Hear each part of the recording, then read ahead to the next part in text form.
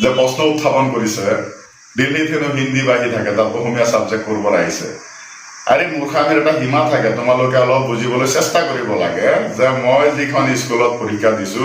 মোৰ যিখন examination centre আছিলে চেণ্টাৰখন অসমৰে হয় আৰু সেই চেণ্টাৰখনৰ ৰিকগনিশ্যন বৰ্ড হয় নিউ দিল্লীৰ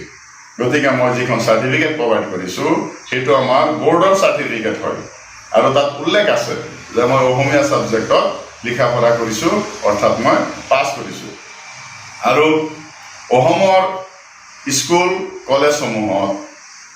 ৰিকগনিশ্যন চেণ্টাৰটো যদি বাহিৰত হয় অসমীয়া ছাবজেক্টটো বাধ্যতামূলক তাত থাকিবই গতিকে সেই সন্দৰ্ভত মই বেছি বহলাই ক'ব বিচৰা নাই মই যিখিনি ডকুমেণ্ট দিব লাগে ইলেকশ্যন কমিশ্যনত মই গোটেইখিনি ডকুমেণ্ট ছাবমিট কৰিছোঁ আৰু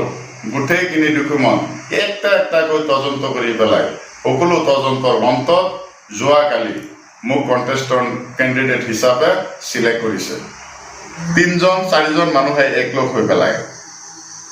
যি ধৰণে সিহঁতে প্ৰচাৰ কৰিছে বা যি ধৰণে ব্ৰাইট দিছে মই এই ব্ৰাইটখিনি দেখিছোঁ তাত কৈছে যে বাবুলে দিল্লীত পঢ়িছে যদি তাত আছামিজ ছাবজেক্ট ক'ত আহিছে মই সেইকেইজন মানুহক জনাব বিচাৰিছোঁ মূৰ্খামিৰ এটা সীমা থাকে যিটো চাৰ্টিফিকেট মই প্ৰভাইড কৰিছোঁ সেই চাৰ্টিফিকেটখনৰ ৰিকগনিশ্যন বৰ্ডটোহে দিল্লী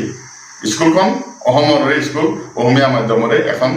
স্কুল তাত অসমীয়া ছাবজেক্ট আছে তাত মই বেছি একো ক'ব খোজা নাই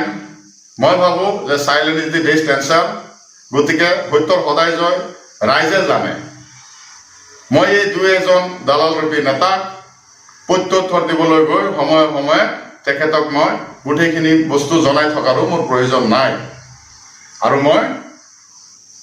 যিকেইটা ব্লাইণ্ড কৰিছে মোৰ এগেইনষ্টত যিকেইটা কমপ্লেইন হৈছে মোৰ এগেইনষ্টত যিকেইটা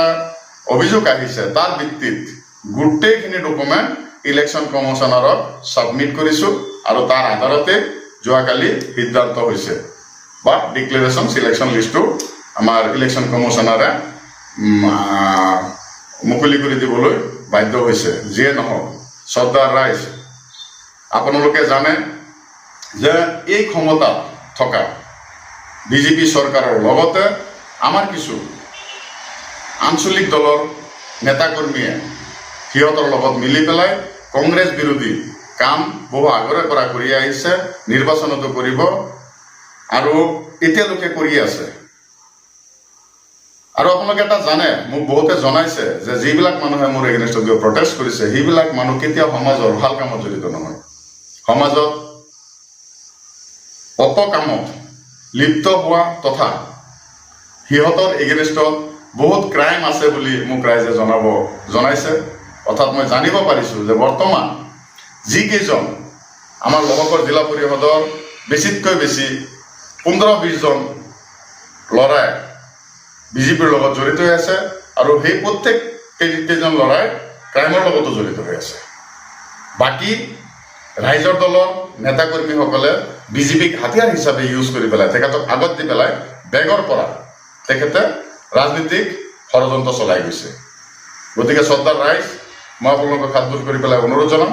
আপোনালোকে এইবিলাক অপপ্ৰচাৰত ভুল নাযাব সত্যৰ সদায় জয় মই আপোনালোকৰ লগত আছোঁ আৰু আপোনালোকৰ দোৱা আশীৰ্বাদ মোৰ লগত থকালৈকে এনেকুৱা কোনো অপশক্তিয়ে আমাক কোনো ধৰণৰ ক্ষতি কৰিব নোৱাৰে জয়তে আমি আপোনালোকৰ লগত একলগ হৈ পেলাই নিৰ্বাচনী প্ৰচাৰ চলাই পেলাই ৰাইজৰ ভোটাৰ ৰাইজৰ আশীৰ্বাদত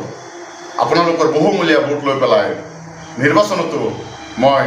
জয় হ'ম আমি জয় হ'ম আমাৰ লহকৰ জিলা পৰিষদৰ সাধাৰণ ৰাইজৰ জয় হ'ব যিকোনো খবৰৰ বাবে যোগাযোগ কৰক 7099017330 লগতে 7099017110 নম্বৰত